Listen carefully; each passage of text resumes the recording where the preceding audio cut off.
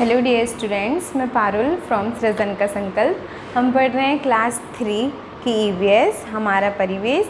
आज हम उसका चैप्टर 4 पढ़ेंगे, परिवेशीय जीव जंतु। तो आपके इस चैप्टर में सबसे पहले तो एक चित्र बना हुआ है, ठीक है, और उसमें लिखा हुआ है कि चित्र में तुम्हें कौन कौन से जीव जंतु दिखाई दे रहे हैं, नाम लिखो। तो आपको बताना है कि चित्र में कौन कौन से जीव जंतु दिख रहे हैं। तो आपको दिख रहा है सबसे बड़ी सी, आप अपने चित्र में अपनी बुक को निकाल के देखिएगा। सबसे बड़ी सी आपको सबसे पहले नंबर गाय दिख रही है, ठीक है। उसके नीचे लाइन दी हुई है ना, डायग्राम के नीचे कुछ इस तरह से, तो आपको उस पर लिखना है। सबसे पहला नंबर लिख देंगे हम गाय, ठीक है। आपको चित्र में गाय दिख रही है। उसके बाद आपको साइड में तालाब के पास भैंस भी दिख रही है, तो हम लिख देंगे भैंस, ठीक। दूसरा और क्या क्या दिख रहा है, पेड़ पे बैठा हुआ एक कौवा दिख रहा है, तो लिख दोगे कौवा, ठीक। और एक पेड़ पर तालाब के ऊपर एक पेड़ बना हुआ है, उस पे आपको क्या दिख रहा है, एक बंदर दिख रहा है, बंदर दिख रहा है, ठीक। और आपको क्या दिख रहा है, इसमें मोर दिख रही है, ठीक है। और आपको मुर्गी भी दिख रही है ना। एक कुत्ता भी दिख रहा है। तालाब के पास एक मेंढक भी दिख रहा है, ठीक। और आपको क्या बचा अब इसमें, बस इसी तरह एक चिड़िया उड़ती हुई दिख रही है ना। एक कबूतर जो है वो आपका उस पे बैठा हुआ है डाल पर पेड़ की, और बंदर डाल पर बैठा हुआ है, चिड़िया उड़ रही है। तो इस तरह आपके कितने हो गए, 1 2 3 4 5 6 7 8 9, ठीक है। इतने आपको पशु पक्षी इस चित्र में दिखाई दे रहे हैं, जो कि आपके किताब पर बना है। इस तरह जो उसमें लाइन दी हुई है, आप उसमें उसको फिल कर देंगे कि हमें क्या क्या कौन कौन से जीव जंतु दिख रहे हैं। ये हो गया। इसके बाद आपके बुक में नीचे लाइन दी हुई है, हमारे आसपास तरह तरह के पशु पक्षी कीट पतंगे रहते हैं, बिल्कुल रहते हैं। उनमें से कुछ को हम पहचानते हैं, कुछ को हम उनके नाम से पुकारते हैं।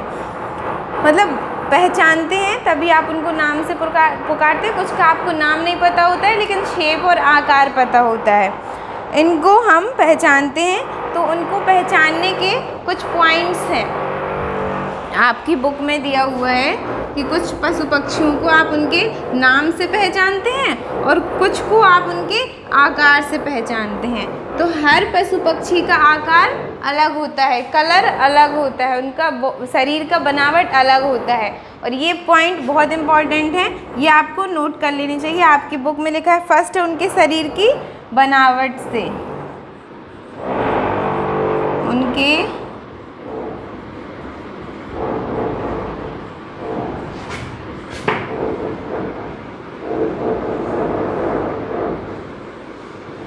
शरीर की बनावट से, ठीक है, पहला पॉइंट है। तो किसी भी जीव जंतु को या पक्षी को अगर आपने एक बार देखा है, तो आपको उनके शरीर की बनावट को ध्यान रहेगी, याद रहेगी, तो आप उनको पहचान सकते हैं। दूसरा पॉइंट है रंग से, ठीक है। सभी का रंग अलग होता है, जैसे कि गाय सफ़ेद होती है और भैंस काली होती है, तो आप इस तरह उनको पहचान सकते हो। तीसरा पॉइंट है पंख से। अब जैसे चिड़िया के पंख अलग होते हैं, कबूतर के पंख अलग होते हैं, ठीक है। मतलब पंख से आप ये कह सकते हो कि एक पक्षी है, क्योंकि पंख है तो वो उड़ेगा, तो वो क्या है, एक पक्षी है। इसके बाद पंजे और चोंच से। नेक्स्ट पॉइंट है आपका पंजे और चोंच से। सभी पक्षियों की डिफरेंट चोंच का आकार डिफरेंट होता है, मतलब अलग अलग होता है। पंजे भी अलग अलग होते हैं, कबूतर के कुछ अलग होंगे और चिड़िया के कुछ अलग होंगे, ठीक है। इसी तरह चोंच भी अलग होती है। नेक्स्ट पॉइंट है बोली से। ये तो सबसे ज़्यादा इम्पोर्टेंट है, बोली। बहुत लोग पक्षियों को उनकी बोली से, बिना देखे ही उनकी बोली से पहचान सकते हैं। तो किसी भी पशु पक्षी को या जीव जंतु को पहचानने के कई सारे पॉइंट होते हैं, जैसे कि उनके शरीर की बनावट से, दूसरा रंग से, तीसरा पंख से, पंजे और चोंच से और बोली से। ये कई सारे पॉइंट हैं उनको पशु पक्षियों को पहचानने के। ठीक, इसके बाद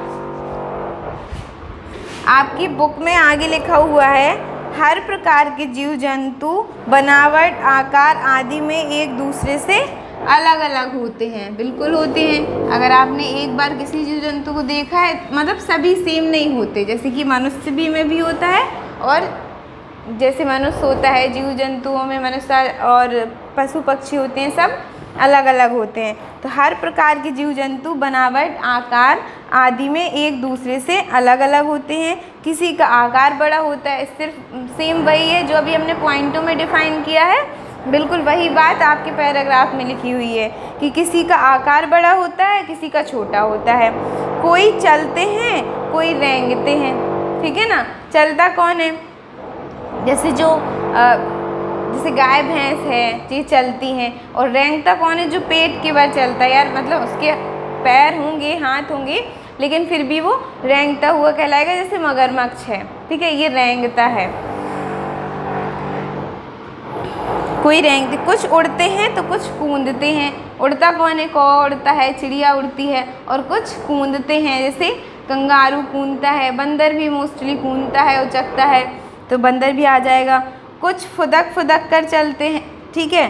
सभी जीव जंतुओं को बोलियां भी अलग अलग होती हैं। सेम वही पॉइंट हैं आपके पैराग्राफ में डिफाइन किए गए हैं जो अभी हमने इससे पहले पढ़े हैं। इन्हीं विभिन्नताओं आधार पर हम इन्हें जानते और पहचानते हैं।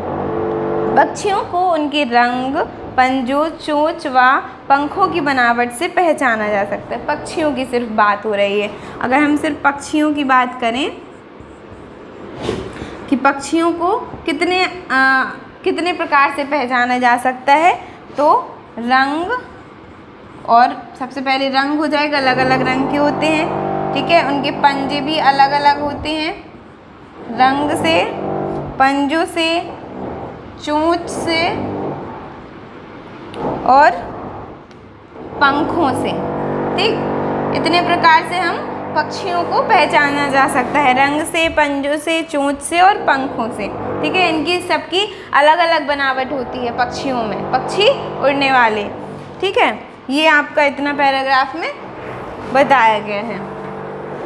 इसके बाद नीचे कहा गया है जीव जंतुओं की सूची बनी है। ठीक, जीव जंतुओं की सूची बनाओ कुछ इस तरह से।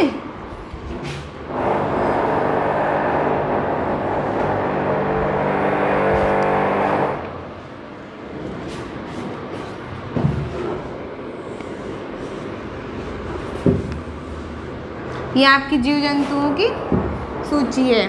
एक में लिखा हुआ है चलने वाले,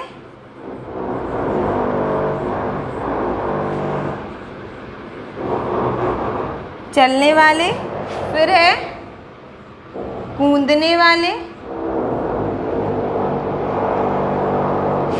फिर है रेंगने वाले,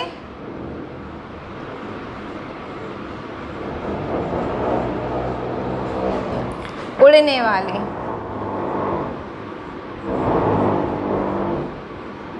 उन्होंने नीचे लिख दिया है जीव जंतुओं की सूची बनाओ। अब आपको बताना है कि चलने वाले कौन कौन से हैं, कूदने वाले कौन से हैं, रेंगने वाले कौन से हैं और उड़ने वाले कौन से हैं। मोस्टली जीव जंतुओं को आपने देखा ही है, आपको थोड़ा सा याद करना होगा और आपको समझ में आ जाएगा। अब चलने वाले, इसमें जैसे कि एक तो एग्जाम्पल आपका दिए है कुत्ता। हाँ ठीक है, कुत्ता चलता है, जीव जंतुओं की बात हो रही है। गाय भी चलती है, ठीक है, भैंस भी चलती है ना, उड़ती तो नहीं है ना। ठीक, और बाकी के आप भी सोचेंगे बहुत सारे हैं। अभी कूदने वाले, एक कंगारू होता है, वो अधिकतर कूदता है, देखा होगा आपने, कंगारू हो गया। और बंदर भी कूदता है, तो हम इस लिस्ट में बंदर को भी रख सकते हैं, बंदर। और मेंढक कूदता है, तो हम इस लिस्ट में मेंढक को रख सकते हैं। इसके बाद है रेंगने वाले।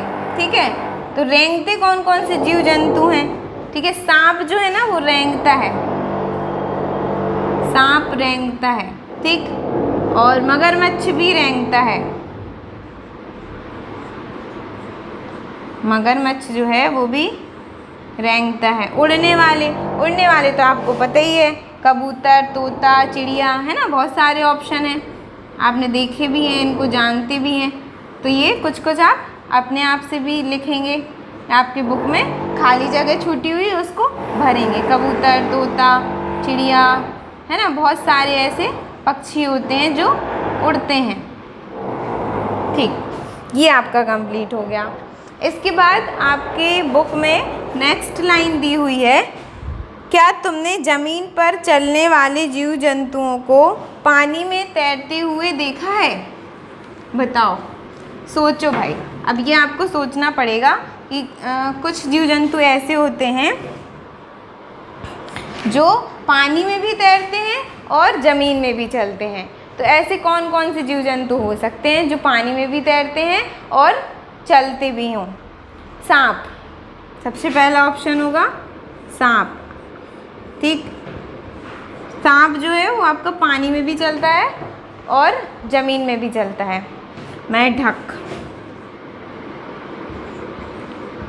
मेंढक जो है वो भी पानी में भी चलता है और ज़मीन में भी चलता है। इसी तरह और भी कई सारे ऑप्शन हैं जो आप खुद से सोचेंगे और अपनी बुक में फिल करेंगे।